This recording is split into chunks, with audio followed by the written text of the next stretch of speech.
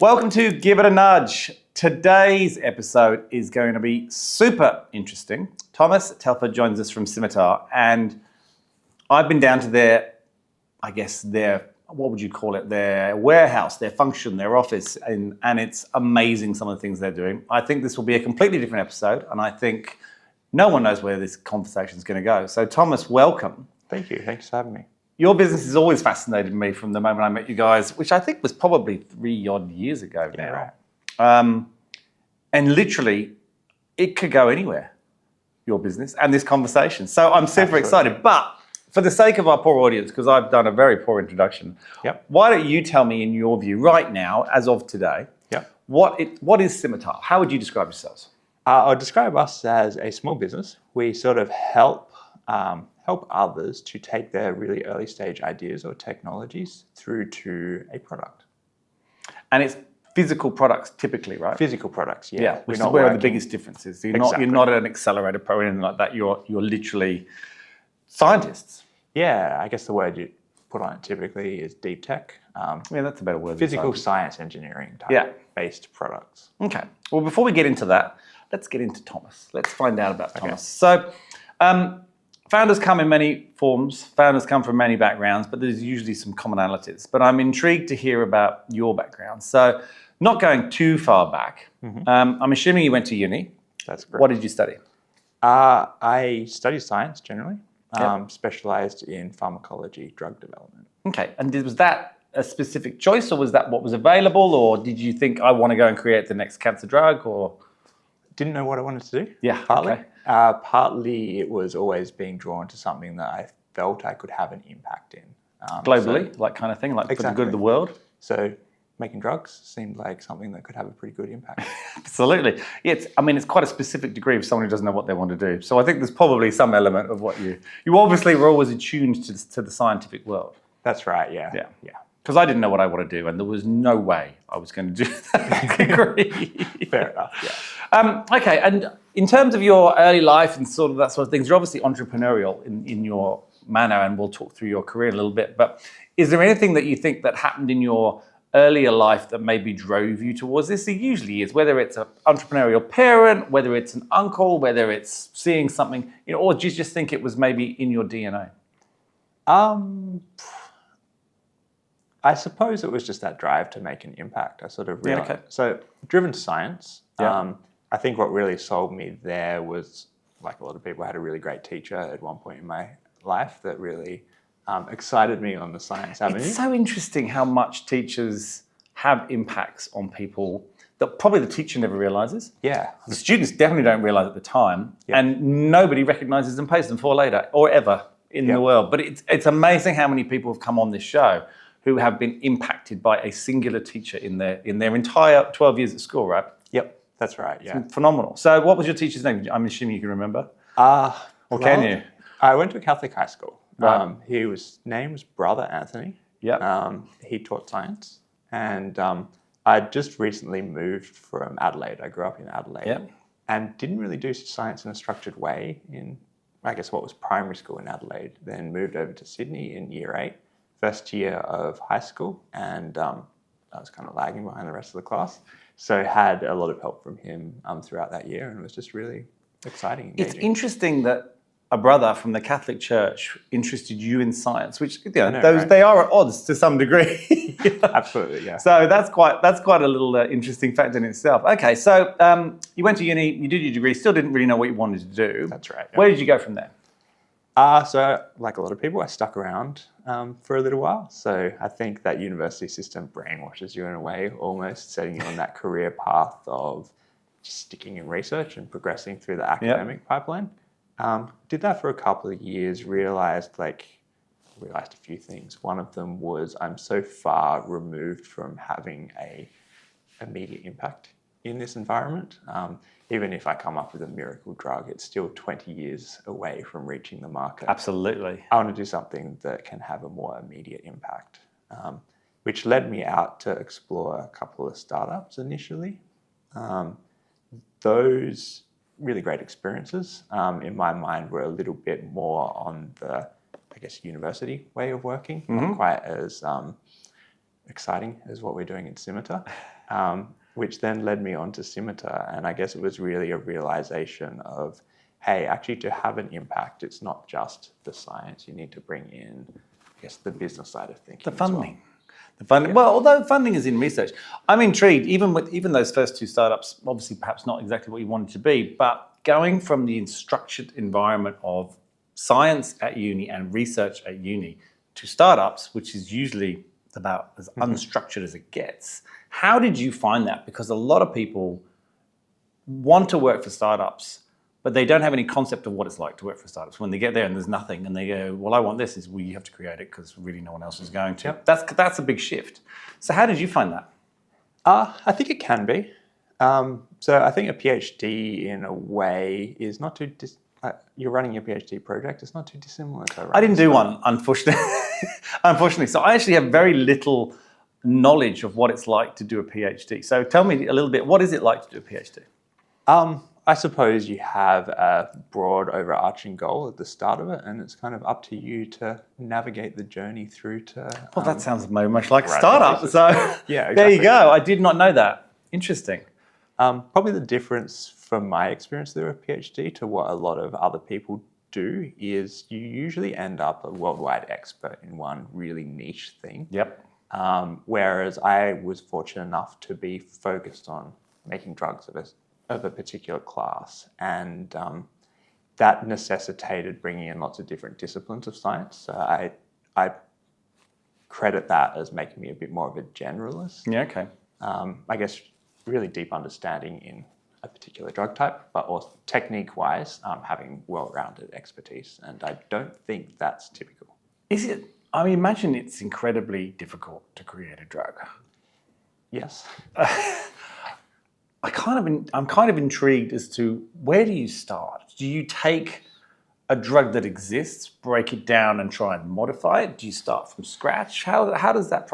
This is just pure personal interest. The more we've talked about it, I'm thinking, oh my God, that must be super complex. How does it work? Big question. It is a big question.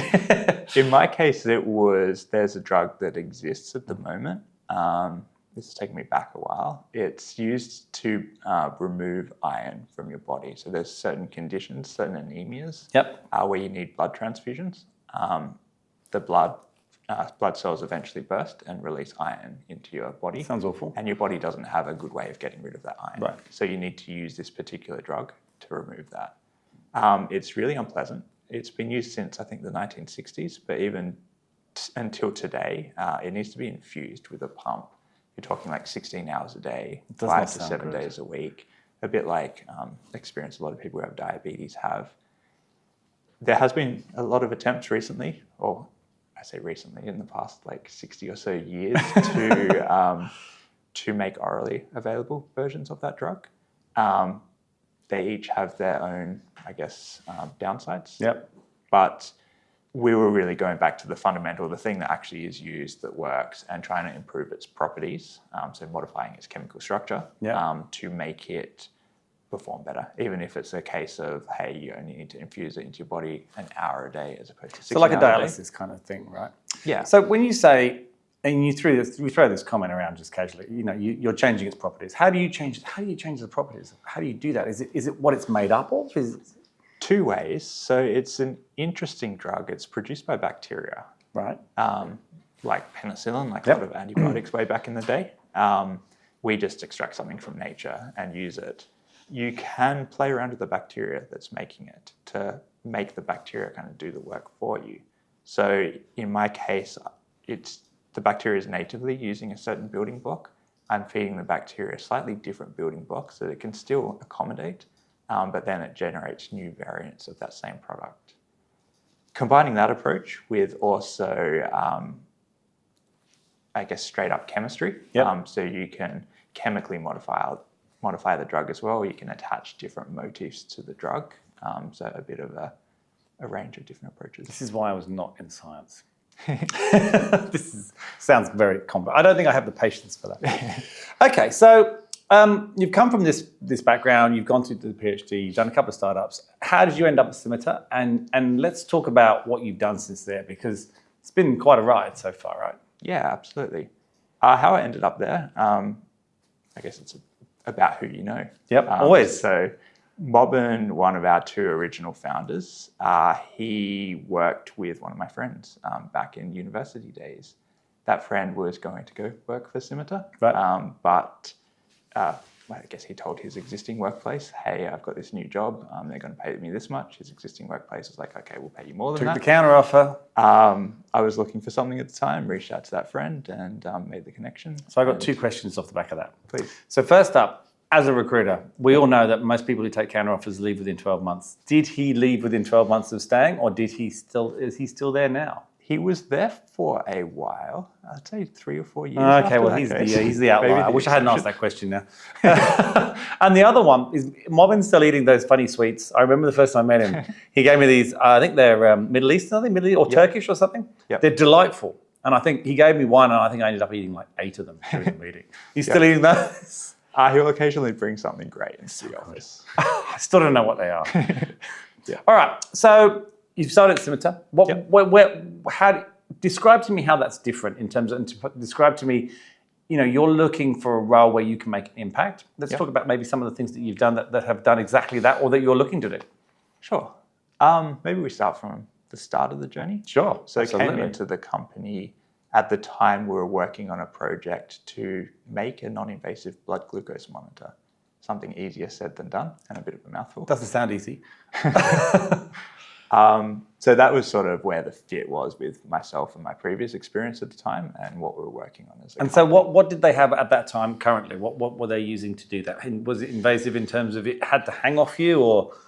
At the moment, so there's really 2 methods. One is the old finger prick. Yep. So you need to prick your finger, touch it against an analysis strip, and we'll spit out your blood glucose level. There's also more recent technology, which are continuous monitors. Yes. But with those, you need to have a needle or at least a little thread that sits inside your body. Yeah.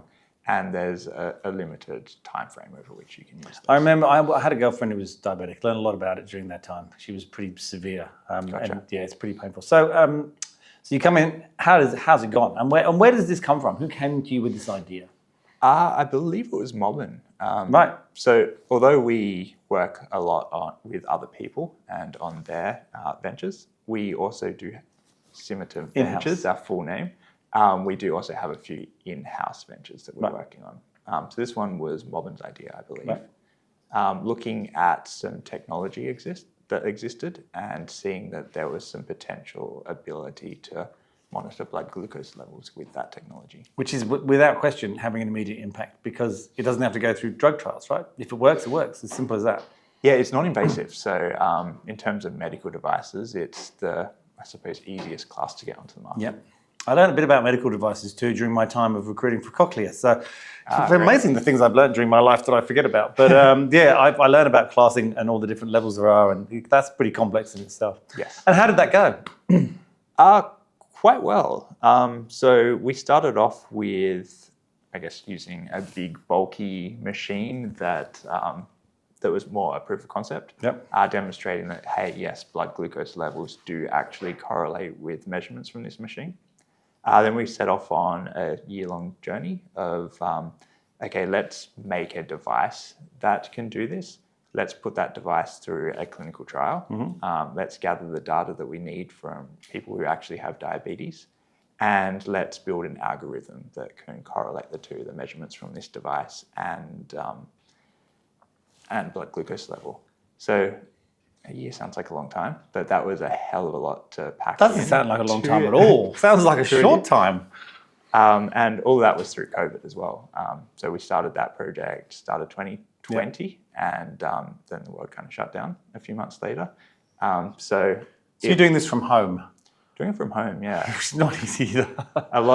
We did a lot of, I guess, self-testing of the technology. Yeah. And a case of like me lying down on my lounge at home with this contraption connected up to me and one of our other employees, I don't know, sitting on the other side of Sydney controlling the machine remotely with cameras pointed on me, like entirely remote. Wow. Really fascinating. Well, that's a baptism of fire coming into a new business, hitting COVID straight when you're essentially building devices. And so where have you gone from there? So I mean, obviously that's an internal project. What about some of the ones you've had that have come to you? And where are these projects typically coming from? Are they more government? Are they health authorities? Are they individuals? So that was probably early days. I've been fortunate enough to kind of grow up with the business, and back in the day when we were a bit more varied in what we worked on. Over time, we have focused a little bit more onto materials, energy, circular economy type of projects. And with that, we're working with different sectors. So SMEs are probably the primary one that we're focusing on at the moment, though we're doing a lot of work with universities as well, and a lot of startups. Even entrepreneurs, people who've been incredibly successful in their career, have these ideas, but don't have the team to bring these ideas to reality. Cool. And I remember, it's coming back to me now, my first visit to when I met Marvin. He showed me something, and I could be wrong because I'm getting older, but I'm sure he showed me an experiment that was going on in one of the areas of the factory about dark matter. Is that right? Not dark matter. What kind of matter was it? I'm not sure. There was something, and I was like, oh my God. I remember coming back to the office going, I've just seen, and there was a whole bunch of other projects going on there as well, but I just remember that one just completely blew my mind. About 3 years ago, we would have been working on one that was bed bug detection. The bed bug, it was the same time as the bed bug, because I walked past the bed, I did not want to go in that room, where you had the hotel room set up with all the bed bugs in there, right? And I remember looking through the glass going, I do not want to go in there.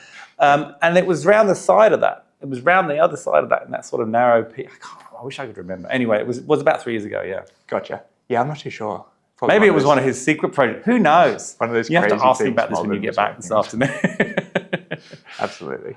And so I guess for you, do you feel like you found a place where you've got this opportunity to really like have an impact on the world now? Absolutely. I think because we're working with so many different people and so engaged in the ecosystem, we're able to pick up all the challenges that everyone is experiencing. Yep. And everyone's experiencing challenges. Yes, they are. And bringing that knowledge in, helping them out, I feel like we're able to increase the chances of other people having success in what they're building. And so you said you were working quite broadly and you sort of honed in a bit more. So give me some examples of some of the things that perhaps, if you're allowed to, I don't know, that you're working on at the moment and where that sort of focus has come to. Yeah, so one of the big ones is a technology on recycling lithium-ion batteries. Right, yep. Circular economy. Exactly. It kind of fits all our focus areas, actually, because it's energy storage, obviously batteries. It's materials processing is really what the tech is. So batteries, the world's using more and more batteries. Completely reliant on batteries. Yep. But we still don't have a really good way of dealing with them once they reach their end of life. No. Particularly in Australia. So at the moment, we do have some infrastructure to dismantle the batteries mechanically. But the really valuable material where all those valuable metals are sitting, at the moment we just ship it overseas. And that's because overseas you can use processes that would not be economically viable in Australia, right, and processes that are not as environmentally friendly as you'd hope they are. Right, so where do they all go? Distributed around the world. I know one particular company that we're working with in Australia are sending their material to South Korea. Okay. There's a lot of processing in China, for example. And so, let's say you're dismantling a battery. What do you then do? Is the idea to reuse the metal, the lithium, all of that, or copper, whatever? I don't even know what's in a battery, if I'm perfectly honest. But is the idea to just make another battery from it? Is that ideally, yeah. That's that circular economy. Yeah, idea. And so I'm intrigued by this because obviously battery charge, end of life. Yep. You then rip it apart, put it back together again, and charge it up again. Is that essentially what happens? How does that? I'm really interested on how that works. Yeah. So dismantled, a lot of the components are like quite, I guess, complex in their nature. Like you need to use really particular chemical processes to build them in the right structure, and that structure breaks down over time. Right. So you essentially, it's like a car. You're essentially replacing the parts to build a new engine. Yep. So you want to basically, all that material is stripped off, becomes a powder. Yep. That powder is a mixture of a whole bunch of different things, including your valuable metals like lithium, nickel, manganese, cobalt. Is as that the blue examples. powder you get on batteries when they get really old? Is that the similar sort of, I mean, obviously not exactly the same, but that's the same sort of concept, right? Yeah, to an extent. Yeah. Or greeny, bluey. Yeah. Yeah. I know what you're referring to. You don't want to get it on your fingers. Yeah. Yeah, that's the stuff. That material, you basically want to regenerate it into something that battery manufacturers can use to make new batteries. Fascinating. Cool. And what else outside of that? Anything else in the circular economy? I mean, there's a lot going on in trying to, I'm still shocked actually. We did a charity day, Nudge went and we were at this place that is trying to reuse clothes that aren't sold. And when they talked about the volume of clothes that was going into landfill, it's mind-blowing. And that's just one. Then you've obviously got the plastics, then you've got the metal. You know, there's so much wastage in our world. I guess, is there any other areas that you've gone into outside of batteries that along those lines? I suppose I'm going to speak my personal interest here. So we've done a bit of work in organic waste. Okay, so food, you mean specifically? Food. Yep. So even, I guess, in New South Wales, red bin waste, mixed waste, about 30% of that is food. Is that right? Yeah. And it's destined for landfill. Once it hits landfill, it rots. It releases methane, which is 20 times worse than carbon dioxide. Awesome. Wow, I didn't realize it was that high.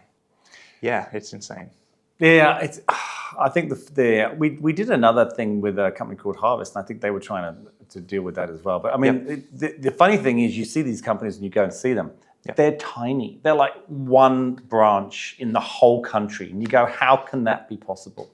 Because no one else is doing anything about it, basically. Everyone's going, someone else is going to do it. Yeah. And so how do you solve that? Is it really about creating a more filtering system of, rather than putting it in a bin, you have councils that go and pick up your food every day from a compost or something like that? Is that the kind of ideas? Yeah, there's lots of strategies. I think there's a lot that can happen on the regulation point of view. There's a lot that we can improve on education and even increasing the number of bins.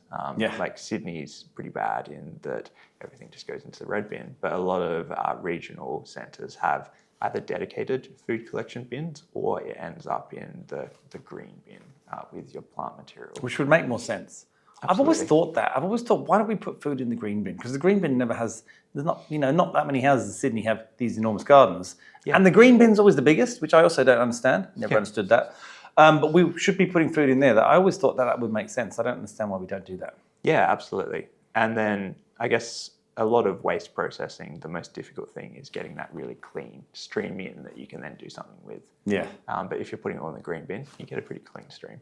So talk to me about these bins now we're on it, because my understanding is that we've just recently moved. We used to have a mixed recycle bin, which was paper and plastic. We've now moved to a different suburb where there's a separate bin for paper and a separate bin for plastic. But from my understanding, the general population is so bad at actually doing this that most of it just gets chucked into landfill anyway. Is that right? I hope not. That's not my experience. Well, that's good. That's good. This is positive. But I believe that we're not good at actually sorting it out. Even though we've got the pictures on the front, everyone's like, I think you're supposed to take the straws out, you're supposed to take the lids off bottles, all these things. No one does it. Yeah. So it's futile. So it's really education more than anything else, right? Yeah, totally. I mean, even container deposit scheme, like we implemented one of those in New South Wales quite a few years ago now, right?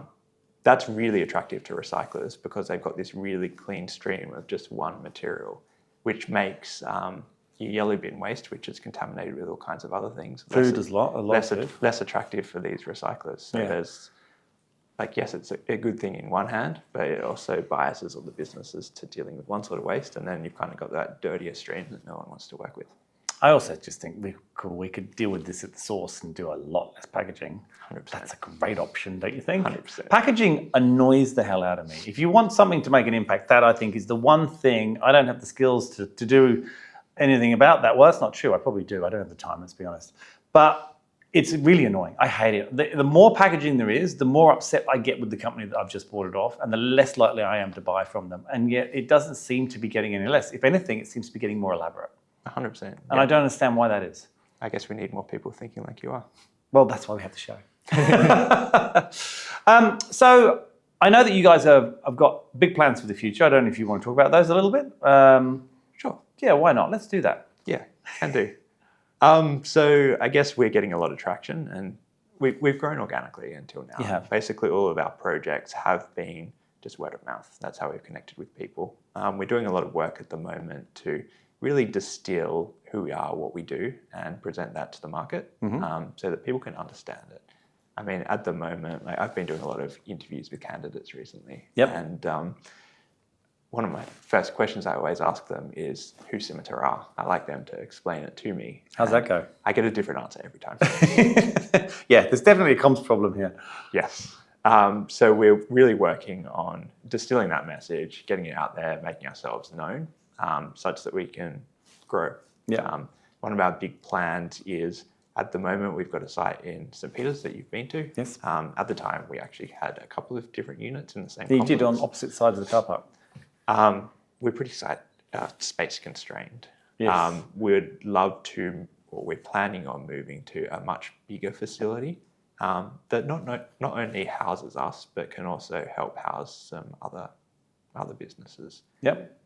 So one of the big things that we're into is, I guess, almost putting a formula, a methodology around that innovation pipeline. And there's a lot of, I guess, infrastructure and facilities that exist for the really early stage development, but not the later stage development. So people can go to an incubator and find some desk space. Yep. In some cases, they can find a laboratory to do that really early stage development. But when people are scaling up their technology to something that's like, say, a pilot plant scale, they can really only go out on their own and find their own spaces. So we're trying to build a facility that offers that space for people to bring in their pilot plants.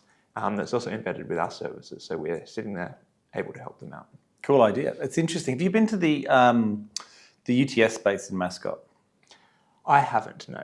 I know our team has. Yeah. So we went there. There's a military-based startup that we're dealing with. We went there and had a little tour of it the other day. And it's not big enough, but they're trying to do a similar sort of thing. So I get what you mean. They've got equipment that you wouldn't normally have access to, so you can go and scale up your business. Yeah. So that's the plan for the business sort of moving forwards. Yeah. Any idea where you're looking? Have you got a place in mind? We are looking out west. Yep. There's a few reasons for that. Obviously, land prices, cost smaller. There is bigger facilities. So we're looking up to, at the moment, about 5,000 square meters. Okay. For our site. Yeah, that's big. Gosh, that's much bigger than what you've got. 100%. Yeah. And a lot of councils are really keen on bringing innovation into their region. So, like, for example, the new precinct around the Western Sydney Airport, they're really desperate to bring, I guess, ideas like this into their... And there's a lot of space out there for this. Absolutely. Yeah, absolutely. And it would be affordable. So talk to me about, just sort of step back a sec and before we get back into that. You said that you've been meeting a lot of candidates for jobs and you're asking them all what they know about you, and you get a different answer every time. Yeah. What is the answer? You know, what sort of answer are you looking for? Obviously, the answer is always going to be slightly different. But if I'm a candidate thinking I want to work for Thomas, and I'm watching this or listening to this right now, give them some clues as to what kind of things they can say if they get that interview with you. Yeah.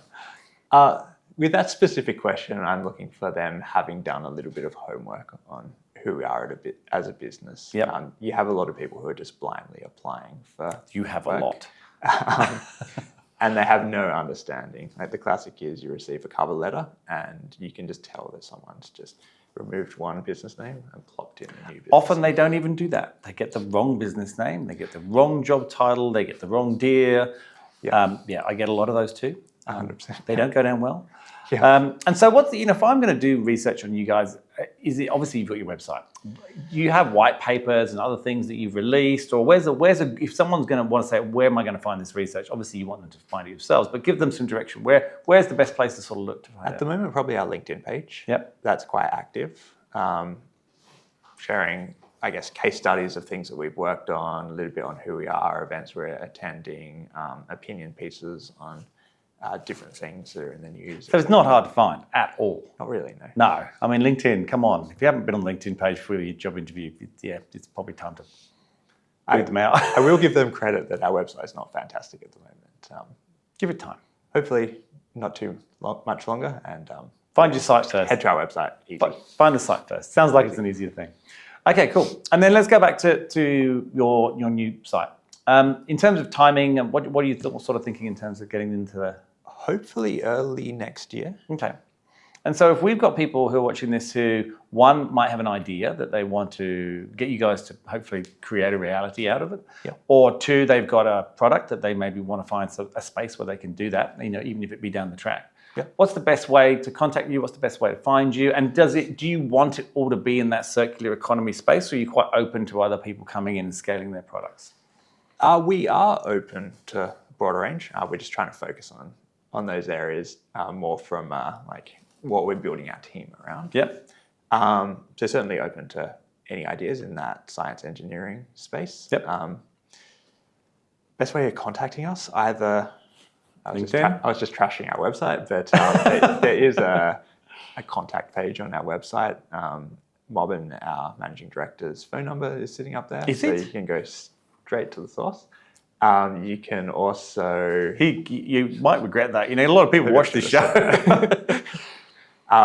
There's a contact box that you can type in your details, email that address, is monitored? and everything. And it is because a lot are not. I get a lot of people looking for jobs that get forwarded onto me. It's definitely monitored.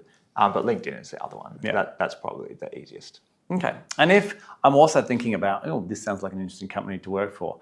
In your view, how would you say, if you say someone, I think you should work here because, what are the benefits? Why would someone want to come and work for you guys? What are they going to get? Diverse experience, I think, more than anything. So I speak to some people who are working on a startup, and that's a great experience because you're working on 10 different things in the business all at the one time. I sometimes liken what we're doing to working on 10 different startups at the same time. Okay. That's stressful. It is. 10 startups at one time, goodness. From a technical point of view, like you're working in a startup, you're working on one technology, whereas we're working on so many different projects with so many different people that you get that diversity of different technologies, which is really unique. A bit like you did in your PhD to some degree. Totally.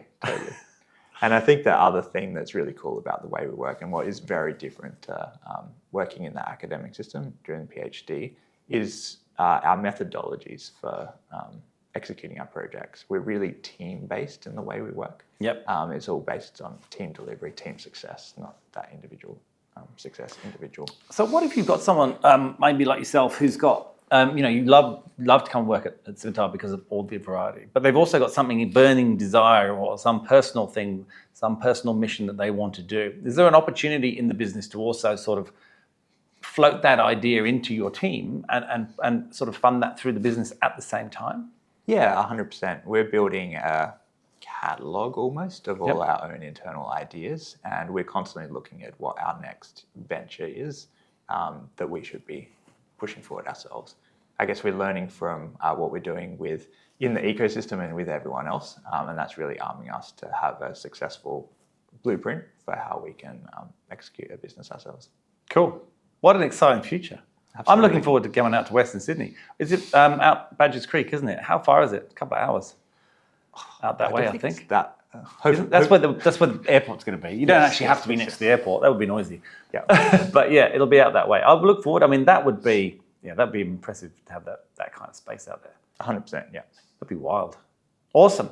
Thomas, thank you so much for coming on and dispelling the myths about what Scimita does. So that now there's no excuse, because this will be public in a few weeks. Everyone should, and I'm sure it'll go up on your LinkedIn page as well. There'll be no excuse for anyone coming in and not being able to give you at least a half-decent answer as to what you do as a business. Let's hope so. Thank you so much for coming on. Not a problem at all. Thanks for having me.